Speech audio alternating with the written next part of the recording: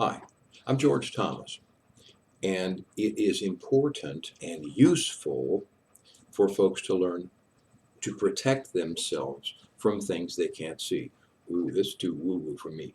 Well, let me put it this way. Jack Canfield, who many of you know, wrote and is responsible for a number of books in the Chicken Soup for the Soul series, teaches in his master class a way of protection, and he demonstrates that it works via muscle testing or kinesiology. You don't have to know how to do this, but I'm just telling you that it does. If you've been to Vegas or you've seen the movie Ocean's 11 or 12 or whatever, the Bellagio Hotel with all those fountains, the beautiful fountains, okay?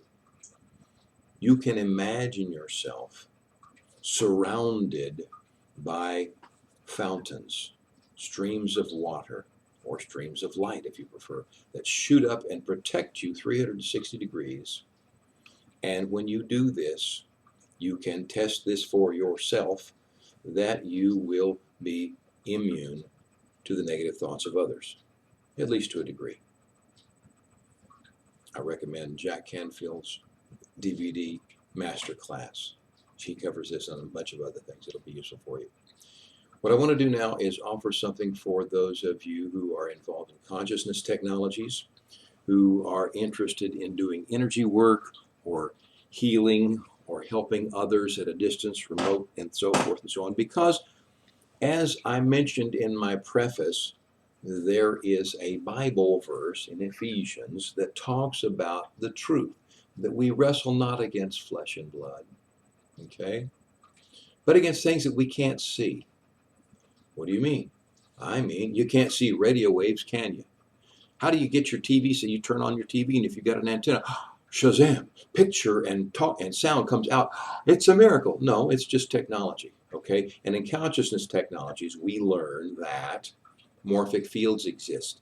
I've referenced the work of Rupert Sheldrake and a bunch of other stuff, and you can learn more about this at the website. But let's cut to the chase and give you a protection protocol. So imagine you're sitting on a stage, the apron of the stage. The house lights are dim, but you can see everything. There's no one in there. There are security guards around the place. In fact, there are angels protecting the area. Now, if you don't believe in angels, that's okay too. Use the Jack Canfield analogy that I just talked about, and you'll be fine. You're sitting on the stage. Up above you, there is a spotlight. Now, above the theater, there's a giant funnel shape that comes down and focuses directly on you. And into this giant funnel shape come light from our sun, other suns, 1,000 suns. All the highest, purest parts of light and sources of light in the universe are filling this giant funnel shape, and then it descends down, fills this, and comes right into your crown chakra, begins to fill your head, cleansing and washing your physical brain with this pure, white, almost liquid light. It comes on down, enters into your heart. When it's in your heart, it fills your heart. And your heart is filled with this pure white, almost liquid light. And then it extends beyond your heart, filling up your torso, extending across your shoulders, down your arms, down past your hips, to your legs, to your very toes, until you're totally and completely filled and infused with this pure white, almost liquid light. It then extends beyond your physical body, on beyond your skin, for 2 or 3 feet in every direction, up, down, right, left, back, front, totally and completely encasing and infusing you with this pure white, almost liquid light, which is from the highest, purest source of light in the universe.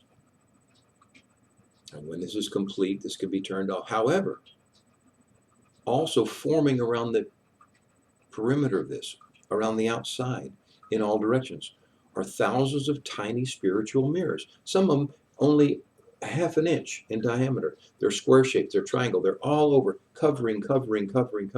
And as you've seen on TV or movies, a two-way mirror lets in light from one side and reflects from the other side.